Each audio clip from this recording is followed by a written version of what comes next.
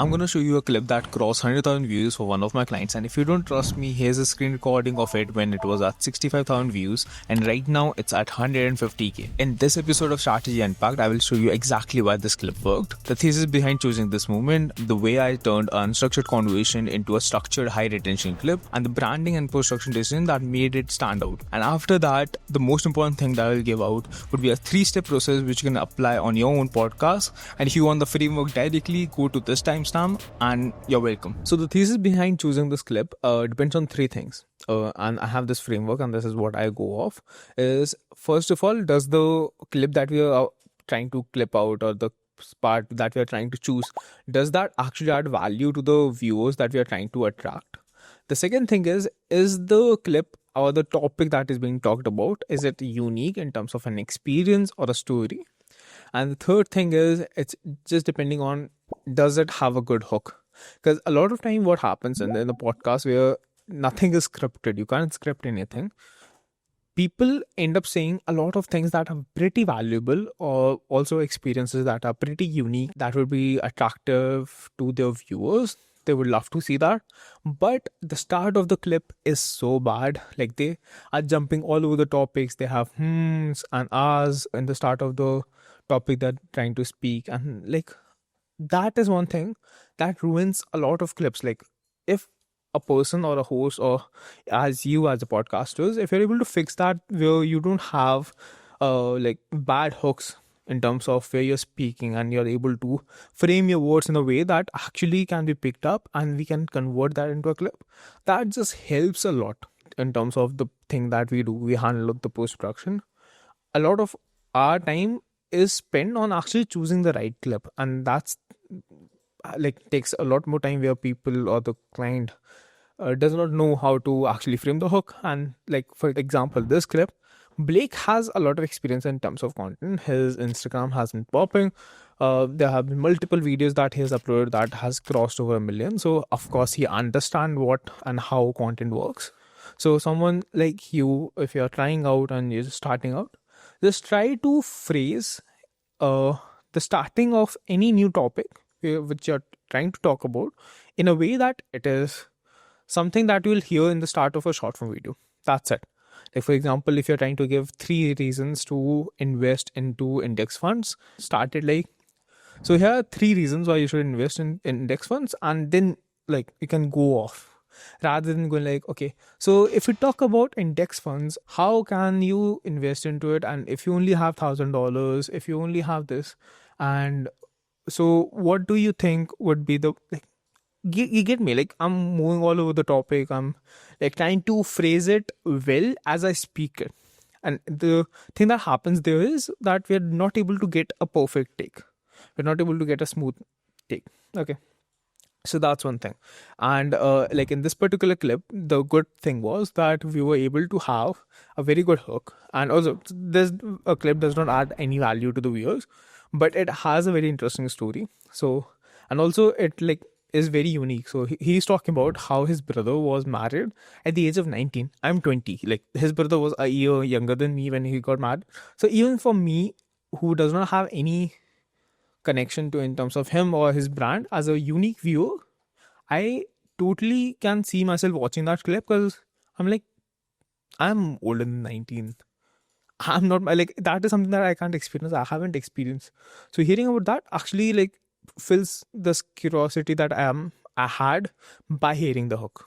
Okay, so that's the reason why we ended up choosing this clip.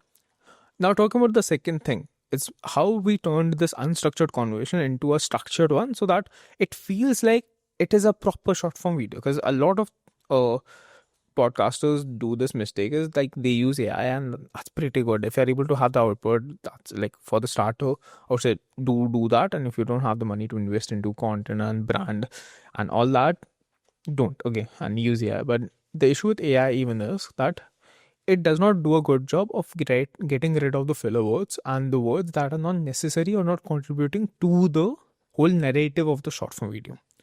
So the thing is, as the short form was around like 70 to 90 second, the raw part, like from start to end, where Blake is speaking about this topic, We ended up cutting a lot of part of it, which was actually filler and did not make sense. And I feel like the reason and why we did it is purely based on our experience. I personally have a half a decade experience in con. The team combined, we have more than like 2 decades. So that plays a big part into it of why we did everything. But if you actually want to understand how we made it every cut and what was the reasoning behind it, most likely you can find a doc in the description where I would just tell you, and like it will be a very in detail doc talking about each cut and why it was removed, and you can actually go through that as well. So just scroll down, just click on that doc, and you would be able to find the resource there. But yeah, so that was the thingy. And as I've spoken that Blake has experience with content, so we did not had to cut a lot there. But in the next episode, I will talk about a clip that was like 12 minutes long, and we ended up making like a minute and 30 seconds. So that would be interesting one. So I will say like look out for that. So now moving on the third thing and talking about what we did in terms of branding and post-production, which made it stand out in the market. Okay, so I was personally scrolling content of Alex Ramosi, and like I admire that guy, the pretty good guy, like amazing person in terms of content. He puts out like 3 short form videos a day. Like that's some quantity, man. Okay. So I was looking through his content and I found a short form video which was from his live. And what was done was, okay, so he had this caption style that I really liked and was very simple, had very minimal motion graphics because I feel like that really uh is needed when you speak so high value content and like stuff. So he like whatever he speaks comes out very niche and very specific for a specific ICP, like ideal viewer. So that really helps. So I looked at that style. Plus, one thing was that he ended up uh, having 2 short form videos, okay, from the same live. Both had the same caption style, but the one that stood out was the one where the editor or the team actually has increased the brightness and the exposure, and it looked bloomy a bit. It didn't look raw at all. So if you look at the raw footage of Blake from the main episode and the short form video that actually blew up, you can see the difference visually. So we have intentionally made sure that we increase the exposure for the short form video so that it can stand out a bit, because I feel like that visually makes a very big difference. Because I'm pretty sure like if we didn't do that and if we didn't had that one thing and if we had the captions and everything same, I don't think so the video would have performed that well. Because even when I personally scroll Instagram and I got that particular video on my feed, I was like, okay, this looks visually different, and I was like, okay, that's great, and that is what we were trying to achieve.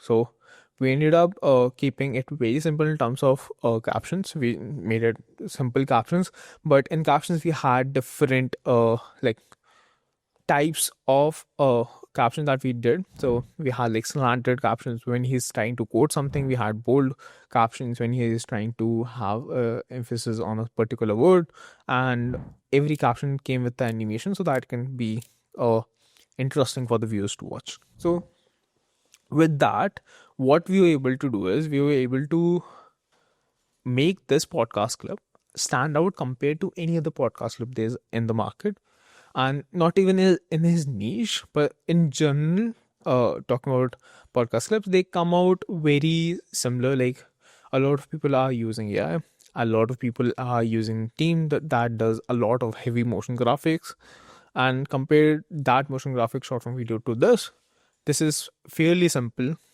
This is fairly not that advanced in terms of motion stuff, but in terms of the way it stands out, the way it actually transfers the message, and the way it actually captures the whole moment, it does a very good job, and you can see the numbers. So these were the main three things of why this clip actually ended up performing. So now talking about the 3-step framework that I applied on this clip that was able to get it 100,000 views, and how can you do it for your own podcast clips to not only get the 100,000 views but even more if you do it better. The first thing would be asking better questions. For example, if a podcast that talks about finance and the host is asking a question to the guest is something like this: how would you invest $1,000 in the stock market? And from this point the guest actually answers and can speak about a lot of things. The problem with that is you're guessing, and guesswork does not end you up with great clips. So what do? You structure your question in a way that it actually focuses or forces the guest to answer in a particular manner. And this is how it looks. If you are 20-year-old and had $1,000 in the bank account, how would you take that $1,000 and convert that into $10,000 by investing into stock market? And with the question like this, the guest is forced to make sure that they answer in a particular way that fulfills the question. Now the second step after asking the question in the perfect way, how would you edit it? And here's our structure for it. We divide a clip into two parts, the hook and the body. For the hook, we make sure that we don't make any cuts if possible, and if we have to make cuts, we'll make sure that it is as few as possible. For the body, we'll make sure that we're able to cut every microsecond and make sure that it is up to the point and do not take more than what it is required to. Also, a bonus point would be making sure that you cut the short form video as the value is delivered. You don't have to keep the extra 5 seconds or 7 seconds of the guest repeating himself saying the same things. And here's the exercise that we do on the clips we work on, and you can do as well. Take the video in whatever editor or software you use. You have to do 5 bare minimum cuts. That means you will watch the video, you'll cut it smaller, you'll watch it again and cut it smaller for 5 times. So if you're able to do that, that will make sure your clips are looking sharper, they would be specific, they will deliver value and would perform better. So now after editing the clips in the best way possible, the third step is to make sure that you're trying out different variants for the same short form video to make sure that we are able to experiment and see what works better. As Instagram have this feature of trial reels, you can upload videos as trial videos would be pushed out to your non-followers and it won't appear on your Instagram page. And why do you want to do that? Why would you have the same short form video uploaded in different ways? That would be because you would be able to know the verbiage and the terms that actually perform on your Instagram. Because recently we worked on the client on his Instagram page, the term smart owner and dumb owner popped off. There was this short form video that got 7k views, and that Instagram page had 400 followers. So we took that, scripted that in a specific way, and we did a video with him, and that is around 110k views if I'm not wrong. So this was the first episode of Strategy Unpacked, and I hope I was able to deliver you value. We'll be back again in the episode very soon. Till that time, cheers.